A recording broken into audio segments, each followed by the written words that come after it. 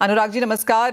पहले तो चांदी पर ही आपकी सेंस लेना चाहेंगे। ऑफ कोर्स ये मैंडेटरी नहीं है, चांदी की हॉल मार्किंग अभी भी वॉलंटरी है, लेकिन बाजार अब यहाँ पर HUID के अंडर इसको हॉल मार्किंग करेंगे जो लोग करेंगे। ऑफ कोर्स क्या चांदी का बाजार इसे अपनाता हुआ नजर आया है? कितनी चांदी की hall marking as of now हम होता हुआ देखते हैं?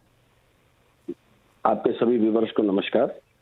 ये बिल्कुल सही है कि चांदी के प्रारूप में बदलाव किया गया है। जो भी वर्तमान मीटिंग हुई है उसके अंदर जो हमारा 4 डिजिट का हॉलमार्क का एक HUID का हमारा लोगो था उसको बदलकर 6 डिजिट का कर दिया गया है और अनिवार्य रूप से इसको अभी नहीं लागू किया गया है। लेकिन जो आम ज्वेलर हैं उनकी अपनी सोच के हिसाब से उनको स्वेच्छा से इसको लागू करने का ऑप्शन दे दिया गया है। लेकिन आपको मैं बताना चाहूंगा कि इस इंडस्ट्री ने जब गोल्ड में हॉलमार्किंग आई थी और HUID लागू हुई थी उसी समय से इस इंडस्ट्री ने इसको अपनाना शुरू कर दिया था, क्योंकि उनको पता है कि आज न या कल में गवर्नमेंट इसको लागू कर सकती है। तो हमारी ज्वेलरी इंडस्ट्री ने आज के करीब 1.5 साल या 2 साल पहले से ही इस प्रारूप को अपनाना शुरू कर दिया था और आज की तारीख में मैं समझता हूं कि हमारे देश में जितने भी ज्वेलरी स्टोर्स हैं उनमें से लगभग 60 to 70% ऑलरेडी इस तरीके की चीजों में कन्वर्ट हो रहे हैं और वो स्वेच्छा से हॉलमार्किंग करके चांदी की ज्वेलरी को ऑलरेडी सेल कर रहे हैं। जी एब्सोल्युटली। ये वॉलंटरी है अभी और मैंडेटरी नहीं है, लेकिन HUID जो 6 डिजिट अल्फा न्यूमेरिक नंबर है वो अब चांदी के ऊपर भी काफ़ी सारे जो मैन्युफैक्चरर्स हैं, ज्वेलर्स हैं, लगाना शुरू कर देंगे, क्योंकि चांदी की मांग हमने अच्छी खासी बढ़ते हुए देखी है। अनुराग जी, एक और चीज़, सोने की जब बात आती है तो 2 ग्राम के नीचे के सोने पर as of now hall marking mandatory नहीं है। अब चांदी, क्योंकि चांदी पर आपको लगता है कि ये ग्रामेज थोड़ा सा ज़्यादा होगा, कि ऐसा कहा जाएगा कि ठीक है 5 या 10 ग्राम चांदी के नीचे का जो चांदी के आर्टिकल्स हैं उन पर शायद मैंडेटरी हॉल मार्किंग ना हो? मैडम, मुझे लगता है कि अभी इस विषय में कोई भी बात करना जल्दबाजी होगी, क्योंकि जब भी इसके ऊपर हम मैंडेटरी करेगी गवर्नमेंट तो उसके ऊपर जो इसका एक नोटिफिकेशन आएगा उसमें बहुत सी चीजें क्लियर होंगी कि 2 ग्राम या 5 ग्राम। वैसे जहां तक हमें लगता है कि चांदी में हो सकता है इस तरीके का प्रारूप ना भी आए, क्योंकि चांदी को लेकर के सरकार पहले से भी बहुत ही एक सख्त रही है। उसका सोचना ऐसा है कि चांदी ग्रामीण क्षेत्रों में भी ज्यादा जाती है और छोटे छोटे एरिया में भी, जितने रूरल एरियाज हैं उनमें ज्यादातर लोगों की जो सोच है वो चांदी को लेकर के रही है और चांदी में ज्यादा खरीदी करते हैं। तो शायद ऐसा प्रारूप ना भी आए, और अगर आता भी है तो शायद ये 2 या 5 ग्राम से ऊपर नहीं आना चाहिए, 10 ग्राम के अंदर ही एब्सोल्युटली मैक्सिमम। जी हाँ, क्योंकि 2 ग्राम से नीचे सोने पर है तो चांदी में यही माना जा रहा है कि 2 से 5 ग्राम, जैसे आपने कहा, शायद चांदी पे भी हम वही चीज़ यहाँ पर आता हुआ देखें। अनुराग जी, आपने कहा कि 60 से 70% जो चांदी के आर्टिकल्स हैं, ज्वेलरी है, उसके ऊपर ऑलरेडी यहाँ पर हॉल मार्किंग हो रही है अभी। 1 सितंबर से वॉलंटरी है। सोने में भी हमने इसी तरह से इसको फेज इन होते हुआ देखा था। पहले वॉलंटरी किया गया, पहले HUID किया गया, फिर वॉलंटरी किया गया, उसके बाद मैंडेटरी कर दिया गया। कितना समय आपको लगता है चांदी को भी दिया जाएगा इससे पहले कि इसे मैंडेटरी किया जाए? किस तरह का इंफ्रास्ट्रक्चर फिलहाल यहाँ पर है कि चांदी के इतने सारे आर्टिकल सारे के सारे यहाँ पर हॉलमार्क हो पाए? मैडम, जब सोने पर लागू किया गया था तो करीब 20 साल का समय लगा था। 20 साल पहले से गवर्नमेंट तैयारी करते करते करते करते ला करके उसको उन्होंने लागू करा पाया। इसको 20 साल उन्होंने इस पर मेहनत किया। लेकिन चांदी के लिए इसको इतना समय इसलिए नहीं लगने वाला है क्योंकि पैरेलल टू गोल्ड ये इंफ्रास्ट्रक्चर मेंटेन करते गए हैं और बनाते गए हैं। आज इनको सिर्फ उसके लिए एक्स्ट्रा हॉलमार्किंग सेंटर्स की जरूरत है, क्योंकि चांदी के अंदर जो सोने और चांदी का अंतर ये है कि इसमें बहुत सारे आर्टिकल्स हैं, जिसमें एक एक जो काउंटर है उनकी ही इतनी इन्वेंट्री हो जाएगी कि उसको मेंटेन करना आसान नहीं होगा। तो इसके लिए थोड़ा सा समय हमें लगता है कि, लेकिन मुझे लगता है बहुत सारा समय इसमें नहीं लगने वाला है। 1 साल से 2 साल के बीच में ही हमें लगता है कि ये हो जाएगा मैंडेटरी, क्योंकि सरकार इस पर बहुत तेजी से काम कर रही है। और मैं एक बात और कहना चाहूंगा, देश के जितने भी हमारे, चाहे वो ज्वेलर्स बंधु हों, जितने भी स्टोर्स हमें मेरी बात को सुन रहे हो, उनके लिए भी मेरा यही सुझाव है कि जल्द से जल्द अपने आप को इसमें कन्वर्ट करें और जल्द से जल्द अपने आप को पूरी तरीके से, अभी से जब ये लगेंगे तो उनको भी अपने पूरे स्टॉक को कन्वर्ट करने में 1 से 2 साल का समय लगेगा। तो जितनी जल्दी वो सरकार के साथ कदम से कदम मिलाकर चलेंगे वही उनके हक में भी और कस्टमर के हक में भी बेहतर होगा।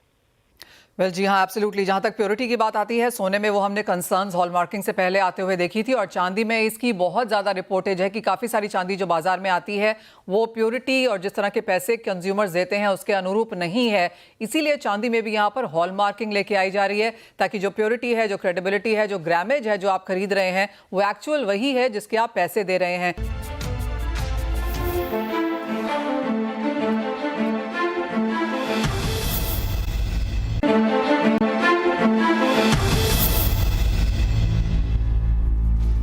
स्वागत है आपका। हमारे साथ आप समरिन ग्रुप के सीईओ संदीप बजोरिया हैं। संदीप जी नमस्कार, शुक्रिया साथ देने के लिए। फेस्टिवल सीजन शुरू हो चुका है, त्योहारों में खाने के तेल की डिमांड ज़्यादा होती है, लेकिन जिस तरह से अंतर्राष्ट्रीय बाजारों में प्राइसेस बढ़े हैं, क्या वो इम्पैक्ट हमने भारतीय बाजारों में आता हुआ देखा है?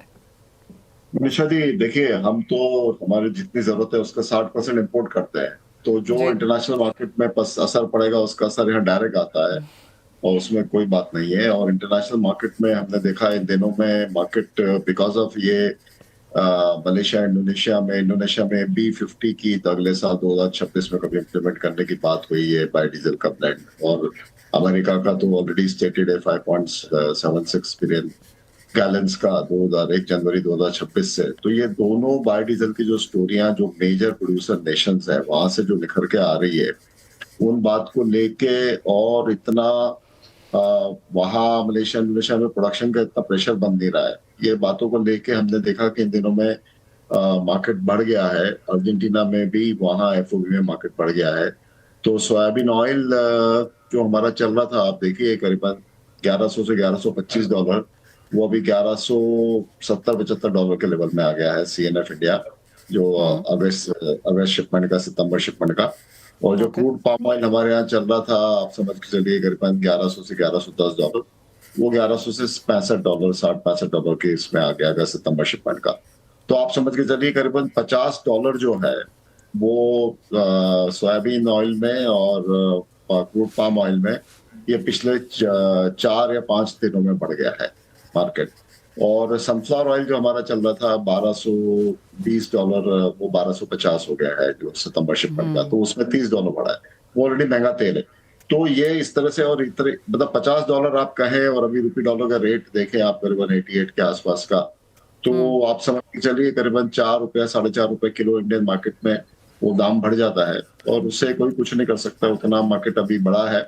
बट इसके बावजूद बड़ी बात यह है कि फिर भी कीमतें बहुत रीजनेबल है, एंड लो इम्पोर्ट ड्यूटी हमारी सिर्फ 16.5% है। और दूसरी बात यह है कि आयात की मात्रा जो है, जो इम्पोर्ट हमारा हुआ है, इम्पोर्ट हमारा जून में इम्पोर्ट हुआ था 14.5 लाख टन, जुलाई में हमारा इम्पोर्ट हुआ था 15.5 लाख टन, और अगस्त सितंबर में भी हमारा इम्पोर्ट 15 लाख टन के आसपास होने वाला है, और अक्टूबर में सिर्फ वो 13 होगा। लेकिन इस कारण से हमें तेल की कोई देश में कोई भी कोने में कहीं कोई कमी नहीं रहेगी, जो भी तेल जिसको चाहिए वो इनफ क्वांटिटी में मिलेगा और रीजनेबल रेट में मिलेगा।